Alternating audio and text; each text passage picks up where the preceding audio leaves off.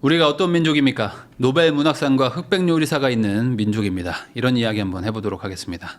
제가 지난주였나요? 지난주에 이제 저녁을 먹고 뭐 커피를 한 잔 딱 하고 있는데 갑자기 뭐 이렇게 막 뜨는 거예요. 그래서 뭐야? 라고 봤더니 소설가 한강이 첫 노벨 문학상을 받았다. 근데 사실 노벨 문학상이라는 게 그동안 뭐 우리 한국인 중에 어떤 작가가 받네 만에 이렇게 약간 뭐 운은 띄운 적이 있었지만 이게 사실 현실적으로 우리나라에서 받을 수 있냐라고 생각하면은 에이 어렵지라고 생각한 분들이 아마 대다수였을 겁니다. 근데 이 한강이라는 작가분은 물론 뭐 이렇게 얘기가 나오기도 했었지만 사실 되게 젊으신 편이잖아요. 상대적으로 노벨 상이 아무래도 좀 이렇게 나이가 좀 있는 분들이 많이 받다 보니까 이분이 받을 거라는 거는 이번에 되게 상상을 아예 못했던 분들도 많았던 것 같고 어떤 뭐 그 베팅 사이트 이런 데 보니까 아예 그냥 그 대상에도 없었다 후보에도 없었다라고 하기도 하더라고요. 그만큼 정말 상상도 못했던 노벨 문학상을 받은 거는 뭐 다시 한번 뭐 우리나라 그리고 이제 뭐 개인에게도 다 이제 영광스러운 일인데 제가 얘기하고 싶은 건 뭐 이 얘기가 아닙니다. 뭐냐면은 이렇게 되니까 이제 어떤 일이 일어나냐. 노벨 문학상도 상상을 못했지만 사실 교보문고 오픈런 상상해 보신 적 있습니까? 저는 교보문고가 오픈런을 할 거라는 거는 사실 살면서 그렇게 상상을 해본 적이 없어요. 아 책이라는 거를 물론 뭐 이제 물건이 뭐 떨어지면 뭐 온라인에서 사면 되지 뭐 이 정도로 생각하지. 야 오픈런을 교보문고에서 이거는 생각 못했단 말이지.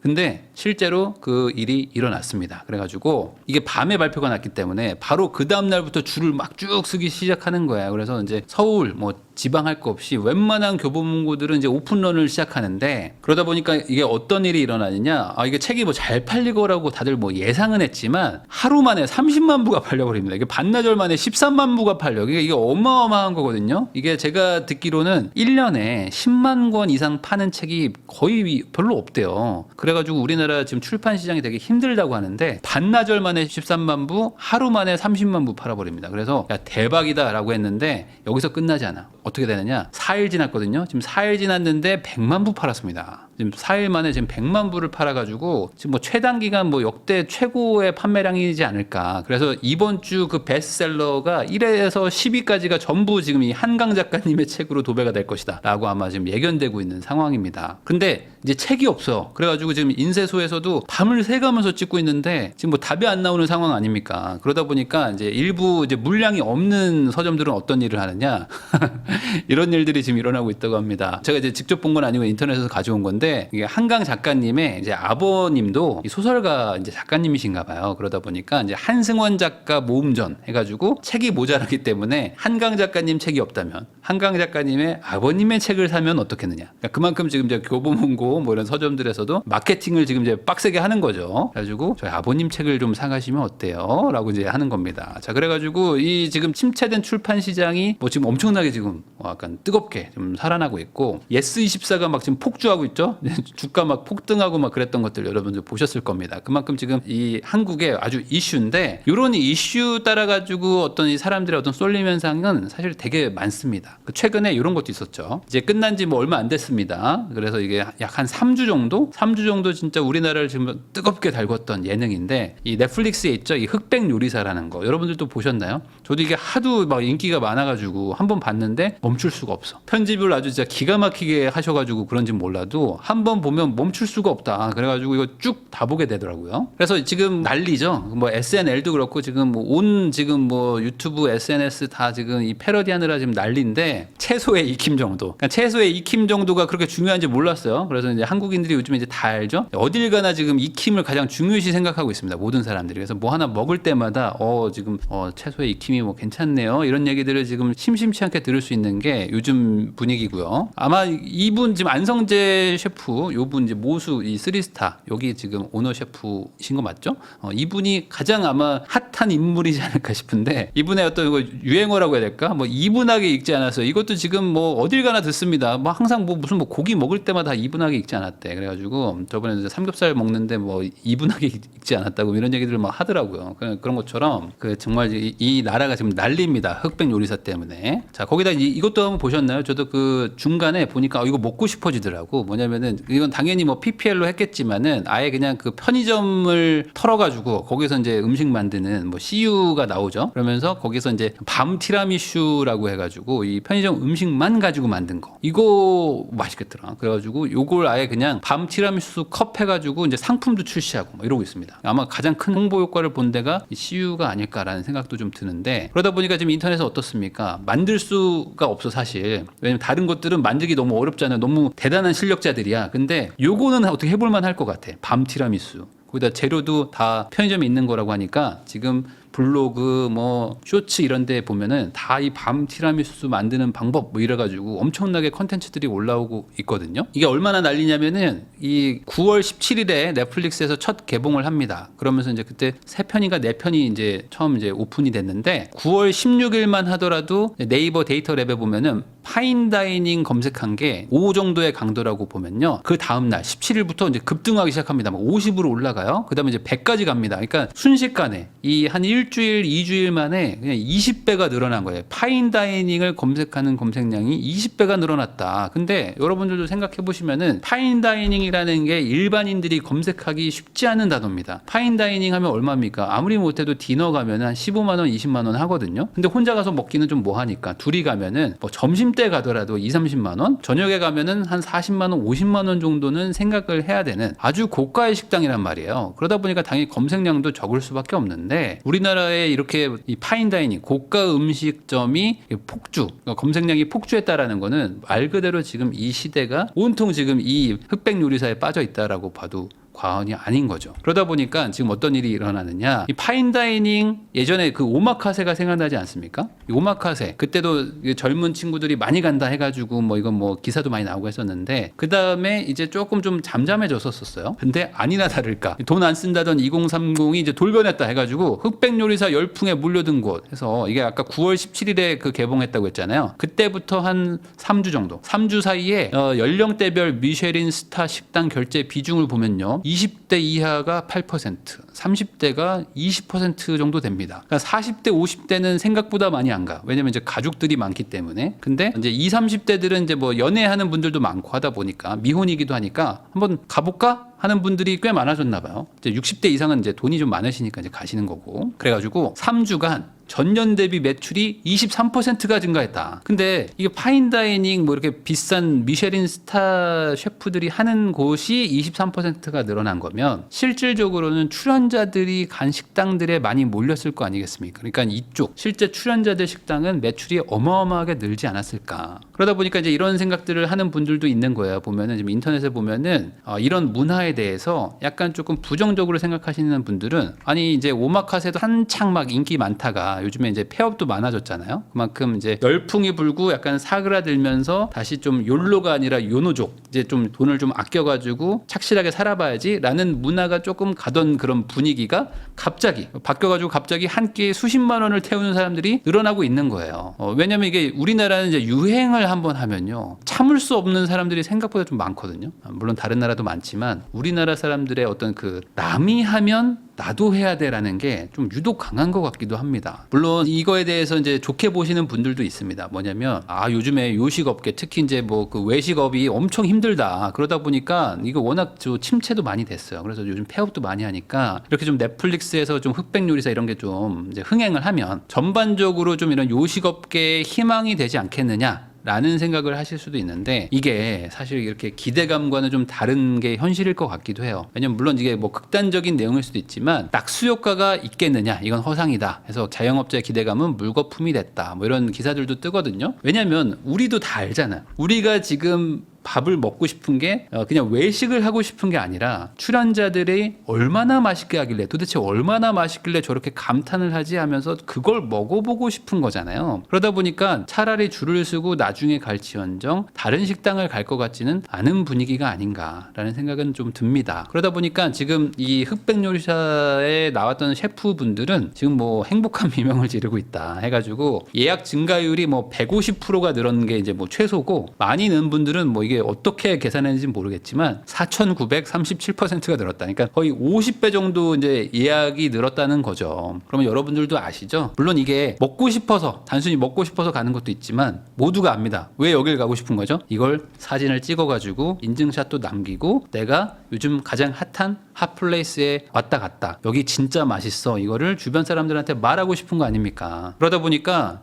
지금 빨리 안 가면 안 되는 거예요. 빨리 가서 남들 가기 전에 내가 먼저 먹어보고 남들한테 얘기를 해줘야지 라는 생각에 지금 더더욱 몰리고 있는 게 아닌가라는 생각도 좀 듭니다. 이런 걸 어디서도 볼 수 있냐면요. 또 하나의 열풍이 지금 러닝 아닙니까? 러닝. 그래서 저도 러닝을 좋아하고 러닝하고 있는데 이 러닝은 사실 혼자서 뛰면 되는 거죠. 그리고 혼자 뛰고 그냥 운동화 하나 사가지고 집에 있는 반팔이나 뭐 반바지 뭐 조금 추우면 뭐 긴팔 긴 바지 입고 그냥 뛰면 되는 겁니다. 그러면 뭐 아무 문제가 없는 거고 동네마다 뭐 작게는 개천도 있으실 거고 뭐 좋은 거는 뭐 이제 전용 도로 같은 데들도 있을 거란 말이에요. 공원 같은 데 가면 뛸 때 많죠. 그런 데서 그냥 열심히 뛰면 되는 거고 내 건강을 위해서 뛰면 되는 것인데 이제 우리나라의 이 러닝 열풍이 부르니까 어떤 일이 일어나죠? 이제 계급 나누기랍니다. 우리나라의 약간 그 문화가 이제 접목되기 시작해. 그래서 이제 러닝화 계급도가 나왔습니다. 물론 이걸 뭐 누가 일부러 만들었을 수도 있고 아니면 이제 시장에서 그렇게 자연스럽게 이제 얘기가 돌다 보니까 누가 정리했을 수도 있지만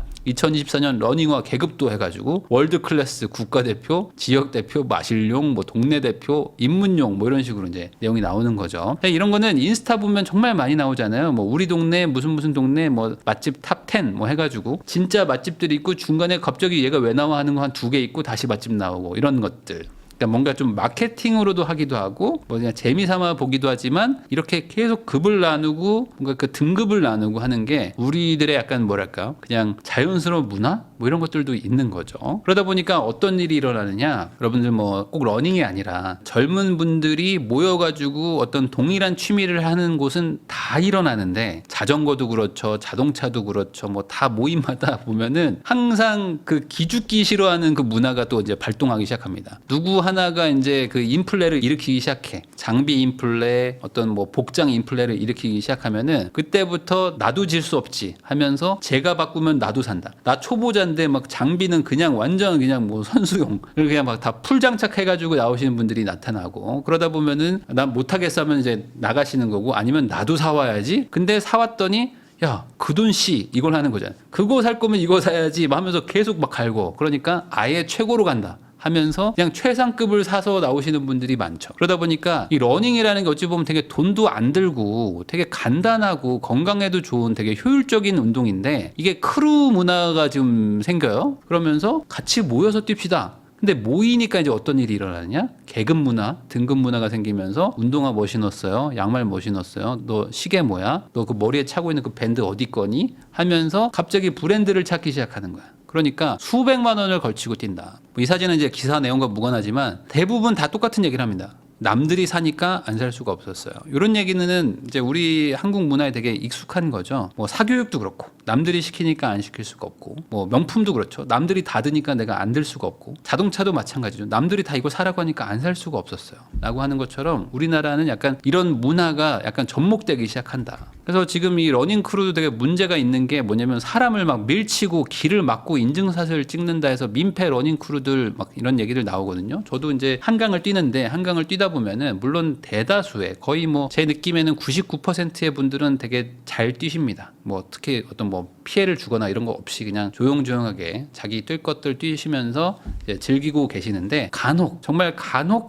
모여서 뛰시는 분들 중에 비키라고 소리 지르는 사람들이 있긴 있어. 그리고 이제 더 문제는 뭐 비키라고 소리 지르는 거 뭐 그럴 수 있다고 칩니다. 뭐 어쨌든 뭐 본인들이 어쨌든 집단이기도 하고 뭐 중간에 속도를 줄이면 안 된다고 생각해서 뭐 그럴 수는 있는데 이거 애들한테 이거를 소리 지르는 사람들 보니까 뭐 저도 좀 화가 나더라고. 왜냐면 애들이 당연히 걸어 다니고 뛰어노는 데가 공원인데 이 공원에 이 달리라고 만든 데가 아닌데 사실 이 달리라고 만든 데는 이제 운동장 트랙 같은 데가 있는 거잖아요. 그러면 이제 운동장 트랙 가서 뛰면 되는 건데 왜 이제 이런 공원에서 본인들이 어떤 집단이 됐다는 이유만으로 남들한테 어떤 그런 권리가 있는 것처럼 말하는지 그건 조금 전 좀 이해가 안 되긴 하더라. 거기다가 더 큰 거는 이제 뭐 가끔씩 이제 사진도 나오는데 횡단보도에서 인증샷을 찍기도 합니다. 횡단보도에서 인증샷을 찍는 거는 뭐 물론 이제 건너가는 시간 도중에 찍고 뭐 피하면 뭐 상관없다라고 말하시는 분들도 있지만 제가 봤을 때 잘 모르겠어. 뭐 그렇게 인증샷을 찍기 위해서 간 것인지 건강을 위해서 러닝을 하러 간 것인지 약간 주객이 전도된 것 같기도 하고요. 자, 그래가지고 제가 말하고 싶은 건 이겁니다. 뭐냐면 이런 사회 현상들, 뭐 어떤 열풍이 불면 갑자기 사람들이 쏠리고 거기에서 어떤 뭐 소비를 하고 그러다 보면 또 다시 또 우리나라의 문화가 또 접목이 되면서 갑자기 막 과소비를 하고 이런 문화들이 저는 뭐 무조건 나쁘다고 말하는 건 아니에요. 왜 그러냐면 이 유행이라는 거는 경험해 볼 필요가 있죠. 이 시대의 어떤 트렌드일 수도 있고 이런 걸 통해서 내가 또 몰랐던 걸 또 깨닫게 되면은 그 자체로도 내 인생이 좀 더 풍요로워지고 행복해지는 계기가 되기도 합니다. 그러니까 저는 유행을 경험하는 게 나쁘다는 게 아닌데 이게 좀 조심해야 되는 문화다. 뭐냐면 나는 아무 관심이 없었는데 남들이 하니까 나도 해야 되나? 라는 이 문화. 거기다가 유행이라는 거는 그냥 유행으로 즐기면 그만인데 뭐 예를 들어 뭐 음식이 뭐 뜬다 그러면은 이제 음식을 뭐 해 먹는다든지 아니면 그 레시피 같은 거를 뭐 찾아가지고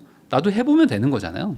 근데 그런 게 아니라 이제 보여주기 문화랑 이제 섞이면서 갑자기 이상한 결론으로 가는 거예요. 유행인데 보여줘야 되니까 남들보다 빠르게 누구보다 더 멋지게 보여줘야 돼. 그러니까 이제 돈을 쓰기 시작하는 거죠.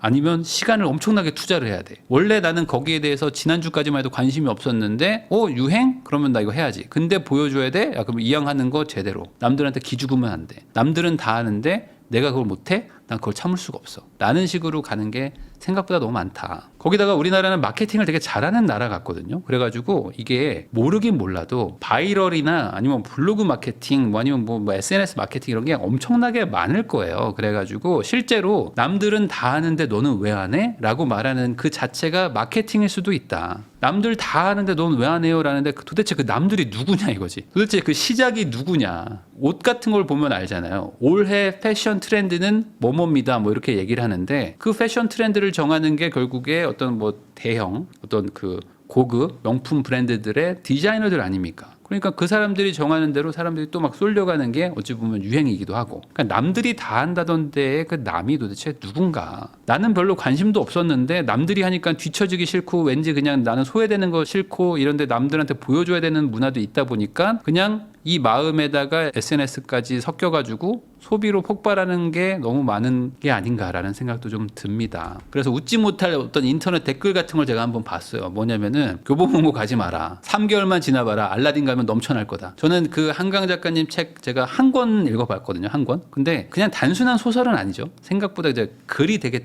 잘 쓰시고 뭔가 그 잘 읽히는데 내용이 좀 난해한 부분들도 분명히 있고 뭔가 좀 뭐랄까 어떤 성향에도 잘 맞아야지 읽히는 책이기도 합니다. 그러니까 그만큼 이게 유행이니까 뭔가 노벨 문학상 받았으니까 읽는 거 뭐 전 나쁘지 않아요. 그리고 그거를 하는 게 국민 독서량의 뭐 증가 이런 기준으로 생각하면 좋다고도 보는데 그냥 관심도 없었는데 그냥 남들이 다 하니까 나도 해야지 라는 생각으로 하다가는 또 이게 또 어찌 보면 좀 사회적 낭비가 될 수도 있지 않을까라는 생각도 좀 듭니다. 최근에 당근에 보면요 골프채나 뭐 테니스 용품 같은 거 뭐 떨이로도 많이 나오거든요. 이런 일들이 되게 많아요. 그러니까 내가 무언가를 갑자기 급 관심이 생겨가지고 뭘 샀다가 이거 안 되겠는데 하면서 그냥 뭐 이렇게 처분하고 또 다시 다른 데로 갔다가 또 하고 처분하고 이런 일들을 반복하는 분들이 생각보다 많다. 우리 채널은 이 재테크를 통해 가지고 좀 인생을 바꿔보려는 사람들 아니겠습니까? 그리고 이제 아무래도 이제 직장인 분들이 많고 그리고 이제 소득이 좀 제한이 돼서 딱 정해져 있는 분들이 많아요. 그런 분들은 사실 뭔가 내 인생을 바꾸려면은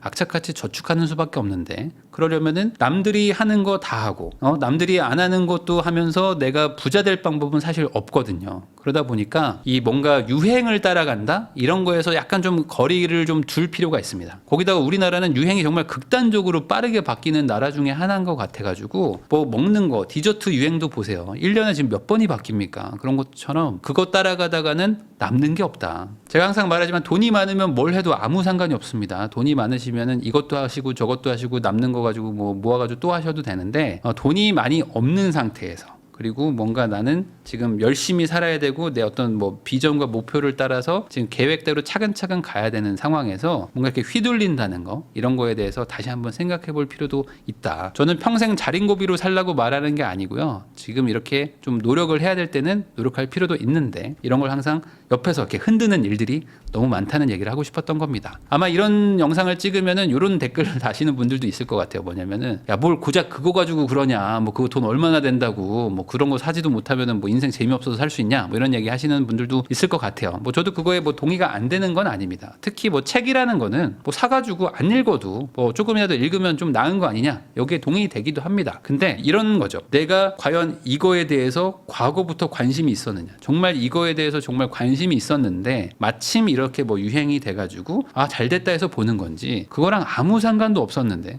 전혀 1도 관심 없었는데 남들이 다 하니까 그냥 나도 해볼까? 라는 거는 분명한 차이가 있다고 보고요. 무언가에 내가 예외를 두는 순간 사실 그 순간부터 이제 벽은 없어지고 끝이 없어지는 것이기 때문에 반대로 생각하면은 내가 정말 좋아하는 분야, 그리고 내가 무언가 꼭 필요한 분야, 이런 거에 좀 집중하는 게 나한테는 조금 더 도움되는 삶이지 않을까라는 이야기를 해보고요. 나중에 돈 많이 버시면은 아무거나 하셔도 됩니다. 매 새끼를 다 파인다이닝 드셔도 상관없으니까 재테크를 하는 분들이라면 지금의 유행에 대해서 좀 본질을 보시고 꼭 돈을 써가면서 그렇게 해야 되냐라는 것도 한번 고민해 볼 필요도 있는 것 같습니다.